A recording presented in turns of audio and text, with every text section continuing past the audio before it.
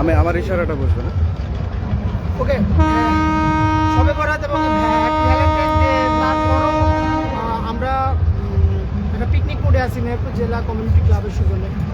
রবিউল ইসলাম প্রতীক ভাই আমাদের সাথে আছেন। হ্যাঁ, আপনাকে স্বাগত আজকের আমাদের এই অনুষ্ঠানে, বিরতিবিহীন অনুষ্ঠানে। আমি আপনাকেও ধন্যবাদ। পিকনিক মোডে আছি, তারপরও একটা বিষয় আমি আপনার কাছে জানতে চাইবো, সেটা হচ্ছে মেহেরপুর জেলা গাংনী উপজেলাকে নিয়ে আপনি অনেক ভাবছেন as a political person, social activities এবং টিচার হিসেবে। তো এখন কি মনে হচ্ছে যে বাংলাদেশ ইন্টারিম গভর্নমেন্ট ইউনিট সরকারের রাইট ট্র্যাকে আছে? জাস্ট আপনার ওপিনিয়ন। ধন্যবাদ তোমাকে। প্রথমত হচ্ছে যে বাংলাদেশ কখনোই রাইট থাকে যে গণতন্ত্রের জন্য পশ্চিম পাকিস্তানিদের বিরুদ্ধে লড়াই করা হয়েছিল, সেই পশ্চিম পাকিস্তানিদের বিরুদ্ধে লড়াই করে একটা আকাঙ্ক্ষা তৈরি হয়েছিল সাম্য, সামাজিক মর্যাদা, মানবিক মর্যাদা এবং মুক্তিযুদ্ধের চেতনার অন্যান্য কিছু। কেউ এগুলো বাস্তবায়ন করেনি এবং তারপর যে সমস্ত সরকারগুলো তাদের ব্যক্তিগত এবং দলীয় ইচ্ছা এবং দলীয় ব্যক্তির ইচ্ছা অনুযায়ী কাজ করতে গিয়ে একটা হওয়া যাওয়া বড় লক্ষ্য। ফলে সামগ্রিক যে বাংলাদেশের যে আকাঙ্ক্ষা, বাংলাদেশের মানুষের যে আকাঙ্ক্ষা,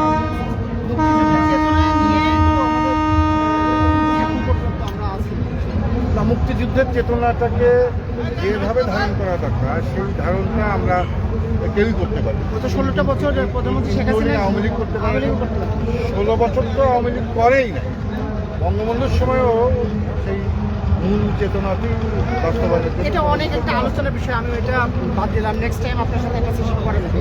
আরেকটা বিষয় উল্লেখ ছিল, সেটা হচ্ছে মেহেরপুর জেলা এবং গাংনী থানাতে আওয়ামী লীগ, বিএনপি এবং জামাতের একটা প্রাইম টাইম চলছে। জাভেদ মাসুদ মিল্টন, ওদিকে মাসুদুরুন, হিউজ পরিমাণ তাদের গণসমাবেশ করছে, কর্মী সমাবেশ করছে, নতুন আহ্বায়ক কমিটি দল গঠন, মানে ঘর বসেছে টোটাল। তো আওয়ামী লীগের 32 নম্বর বুলডোজারের কাহিনীর পর, শেখ হাসিনা পলায়নের পর, এই মব জাস্টিস সব কিছু ওভারঅল মিলায়ে আপনি কি দেখতে পাচ্ছেন সামনে অ্যাজ এ পলিটিক্যাল? প্রথমত হচ্ছে গাংনীকে নিয়ে যদি কথা বলি, গাংনী এবং মেহেরপুর দুই আসন, গাংনী এবং মেহেরপুর এই দুটি আসনে রাজনৈতিক চর্চাটি কম করে। এখানে প্রত্যেকের ব্যক্তিগত বাহিনী তৈরি, প্রত্যেকেরই ব্যক্তিগত, মানে সেটা আওয়ামী লীগের আমলেও আওয়ামী লীগের যারা নেতা ছিল তারা তাদের ব্যক্তিগত বাহিনী তৈরি করেছিল। আবার এখন যেটা হচ্ছে সেটা বিএনপি ব্যক্তিগত বাহিনী হচ্ছে। হয়তোবা জামাত কিছুটা আদর্শিকভাবে তাদের মতো করে তারা করার চেষ্টা করতেছে। জামাতের আদর্শ কি বললেন? এটা আপনি 71-এর ট্যাগ আছে, রাজাকার, আলবদর, এই বা সামহাউত, এই সেইটা তারা ভুল স্বীকার করেনি, সেটা তারা দোষী। কিন্তু যাদের দায়িত্ব আছে যে মুক্তিযুদ্ধ চেতনা বাস্তবায়ন করা এবং যাদের এই সমস্ত বাস্তবায়ন করার কথা, তারাই তো তাদেরকে সাথে নিয়ে দীর্ঘদিন লড়াই সংগ্রাম করেছে। এই জামাতকে সাথে নিয়ে আওয়ামী লীগ লড়াই সংগ্রাম করেছে, এই জামাতকে সাথে নিয়ে বিএনপি দীর্ঘদিন লড়াই সংগ্রাম করেছে। ফলে হঠাৎ করেই একটা সিচুয়েশন চেঞ্জ হবে না।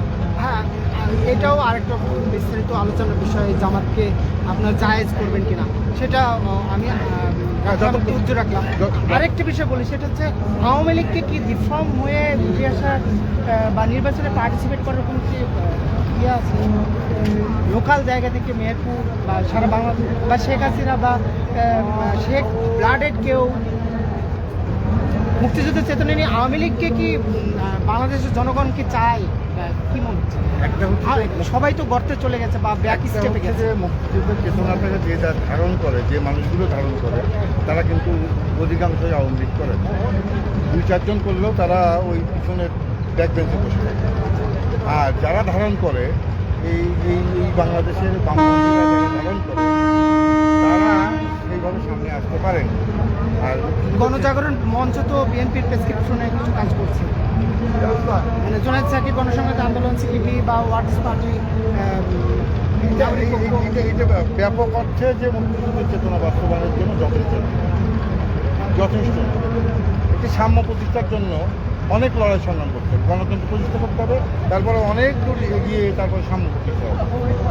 একটা সামাজিক ন্যায় বিচার যদি আমি প্রতিষ্ঠা করতে চাই, তাহলে সামাজিক ন্যায় বিচার প্রতিষ্ঠার জন্য যে শুরুটা এবং সেটা শেষ পর্যন্ত যে তারপর হবে সামাজিক ন্যায় বিচার প্রতিষ্ঠা, মানবিক মর্যাদার বাংলাদেশ। মানুষের মনের ভিতর থেকে এই সত্য এবং মিথ্যা সেটা পরিষ্কার হয়ে যাবে যে এটা করা উচিত, এটা করা উচিত। এটা কি চলতেছে? আমি রফিকুল ইসলাম প্রতীক ভাই সাহেব আপনাকে অনেক ধন্যবাদ জানাচ্ছি।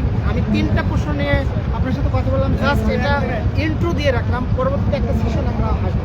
আজকে মেহেরপুর জেলা কমিউনিটি ক্লাবের এই মেঘনার মোহনায় আমি পলিটিক্যাল বিষয় ইস্যু না, তারপরে ইস্যুটা টানলাম যাতে একটা সেশন আমরা নেক্সট টাইম বসতে পারি, যে পলিটিক্যাল ইস্যু নিয়ে এবং রাজনৈতিক বন্দোবস্ত নিয়ে, সাধারণ জনগণের মানুষের আশা আকাঙ্ক্ষা নিয়ে যাতে নেক্সট টাইম আসা নিয়ে আসা যেতে পারে। তো আমি এই লাইভটাকে আরও নেক্সট একটা সেশনে নিয়ে যাব। তো still continue with us. Rafiqul Islam Pratik, আপনি লাস্ট কিছু বলবেন? ধন্যবাদ। প্রথমত হচ্ছে যে পৃথিবীটাই হচ্ছে লড়াই সংগ্রামের মধ্য দিয়ে প্রতিনিয়ত এগোয়। এই যে লড়াই সংগ্রামের যে পরিস্থিতি, সেই পরিস্থিতিটা সবসময় চলমান থাকে। এক এক সময় সেই পরিস্থিতিটা নানা আকার ধারণ করে, নানা রূপ ধারণ করে।